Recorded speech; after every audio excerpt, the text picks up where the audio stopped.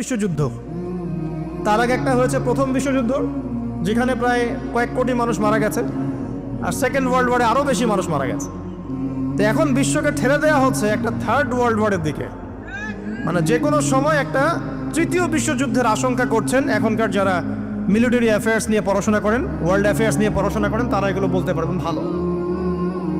বিশ্বকে একটা খাদ্য মন্দার দিকে ঠেলে দেওয়া হচ্ছে, বিশ্বকে একটা দুর্ভিক্ষের দিকে ঠেলে দেওয়া হচ্ছে, এবং মহামারীর মধ্য দিয়ে অলরেডি কিন্তু আমাদের বিভিন্ন দেশের ইকোনমিক অবস্থা ভালো না, তার উপরে খাদ্য সংকট, তার উপরে যে বৈশ্বিক যুদ্ধগুলো, আমদানি রপ্তানি বন্ধ হয়ে যাচ্ছে, তেল গ্যাসের দাম বেড়ে যাচ্ছে, জনগণ হাহাকার করছে। এই পলিটিক্যাল গ্লোবাল অ্যাফেয়ার্সের ফিতনা এগুলো। তা আপনাকে এই জন্যই প্রথমে আমি একটা কথা বললাম যে ফিতনাময় একটা পরিবেশে একজন মুমিন যার অন্তর্দৃষ্টি আছে, যে কোরআন এবং সুন্নাহ দিয়ে এই বিশ্বের এই রহস্যগুলো উদ্ঘাটন করতে পারে, সে ভালো থাকতে পারে না। তার মনটা সবসময় কিন্তু মানে ব্যাকুল থাকবে যে কিভাবে এইসব সমস্যা থেকে নিজে উত্তরণের পথ খুঁজতে পারি, আর আমার পরিবারকে বাঁচাতে পারি, আর আমার জনগণকে বাঁচাতে পারি। আর যদি আপনি আত্মকেন্দ্রিক হন, স্বার্থপর হন, তাহলে নিজের চটকায় তেল দিবেন, নিজে ভালো থাকলেই বাপের নাম। তো দেখুন, এই জামানার কথাই নবীজি বলছেন সাল্লাল্লাহু আলাইহি ওয়াসাল্লাম, তোমাদের সামনে এমন একটা যুগ আসছে, নবীজি বলছেন জামানা সাবরিন, কঠিন জামানা, যে জামানায় ঈমান নিয়ে চলাটা হবে হাতের মধ্যে আগুন নিয়ে চলার মতো।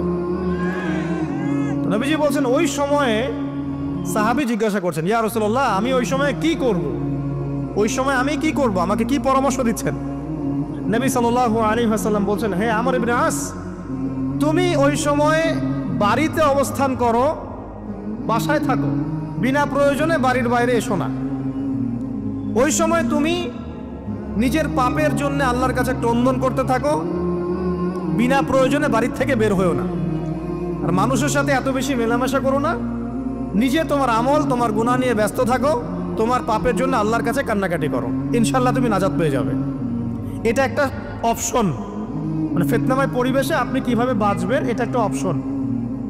আরেকটা হাদিসে কি নবী সাল্লাল্লাহু আলাইহি ওয়াসাল্লাম বলছেন যে যখন এমন ফিতনাময় পরিবেশ আসবে, তখন যদি তোমরা এই আমর বিল মারুফ নাহি আনিল মুনকার, সৎ কাজের আদেশ, অসৎ কাজের নিষেধ, আমার সুন্নতের উপর অটল থাকতে পারো, তাহলে তোমরা 50 জন শহীদের নেকি পাবে।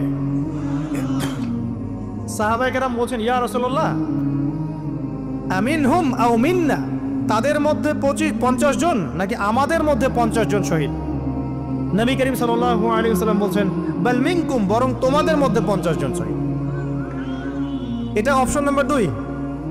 এক কি বললাম, আপনি নিজেকে নিয়ে ব্যস্ত থাকেন, বাসায় থাকেন, বিনা প্রয়োজনে বাড়ির থেকে বের হবেন না, মানুষের সাথে কম মেলামেশা করেন, এবং নিজের পাপের জন্য আল্লাহর কাছে কান্নাকাটি করেন, নিজের আমল নামা নিয়ে ব্যস্ত থাকেন, ইনশাআল্লাহ নাজাত পাবেন। 2 নাম্বার, যদি আপনার কাছে আরও বেশি যোগ্যতা থাকে এবং আপনি আরও বেশি সাহসী হন এবং আপনি উম্মার, দেশের জনগণের কল্যাণ কামনা করেন, তাহলে অন্যদেরকেও এই ফিতনাময় পরিবেশে টিকে থাকার ফর্মুলা বলে দেন।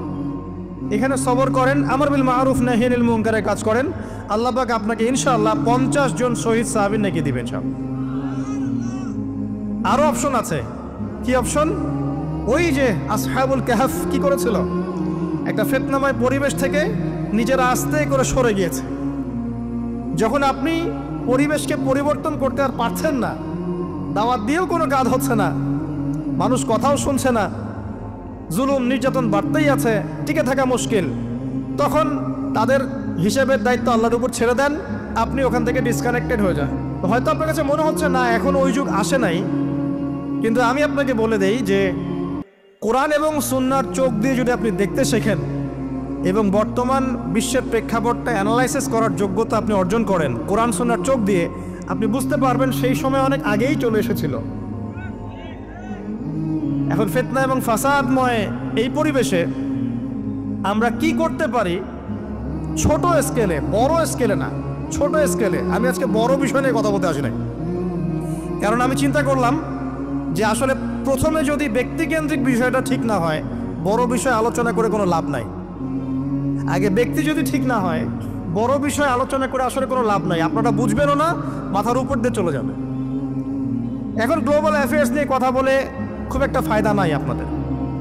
এখন ইকোনমিক পুরো এই সুদভিত্তিক সিস্টেম আপনি চেঞ্জ করতে পারবেন না, এবং পুরো যে তাগুতি ব্যবস্থা আপনি চেঞ্জ করতে পারবেন না। আপনি কি করতে পারবেন? আপনি নিজেকে পরিবর্তন করতে পারবেন, আপনার পরিবারকে পরিবর্তন করতে পারবেন। এতটুকু আপনার পক্ষে এখন পর্যন্ত সহজ, ঠিক না ভাই? ঠিক কথা। এটা আপনি এখন করতে পারবেন। তো এটার ফর্মুলা কি? ফর্মুলা ঘাটতে গিয়ে আল্লাহ পাক আমার মাথার মধ্যে একটা হাদিস নিয়ে এসে দিলেন। কারণ আমি বিশ্বাস করি যে আপনারা বলছেন মৌলানা, আল্লামা, আমি আসলে এমন কিছু নই। এই কথাগুলো আসলে আমার সাথে যায় না। আমি নিতান্তই একজন ছোট মানুষ এবং তালেবে ইলম, জ্ঞানের পথের পথযাত্রী। আর আমি তালেবে ইলম হয়ে থাকতে চাই। আমি মুফতি নই, আমি মুহাদ্দিস, মুফাসসির বা এই যে শব্দগুলো আপনারা বলছেন এমন কিছুই নয়। আসলে কিয়ামতের মাঠে আমি জান্নাতে যেতে পারবো কিনা আমি নিজেই জানি না। যখন কোনো মানুষ নিজেকে অনেক বড় মনে করা শুরু করবে, বুঝে নেবেন সে ইবলিসের আনুগত্য করা শুরু করেছে আর কি। কারণ ইবলিস বলেছিল আবা ওয়াস্তাকবার, আমি খলাকতানি মিন নার ওয়া খলাকতাহু মিন তিন, আমাকে সৃষ্টি করেছেন আগুন দিয়ে, আদমকে সৃষ্টি করেছেন মাটি দিয়ে, আমি কেন আদমকে সিজদা করতে যাব? তো এটা ইবলিসের চরিত্র, আবা ওয়াস্তাকবার। সে উদ্ধত হয় এবং অহংকার প্রদর্শন করে। তো আমি মনে করি যে আমি কিছু বলি না, আল্লাহ রাব্বুল আলামিন আমাকে বলার তৌফিক দেন মাত্র, আলহামদুলিল্লাহ। তা আমার মাথায় একটা হাদিস আসছে, সকাল থেকে ঘুরছে। সেটা হচ্ছে, দেখুন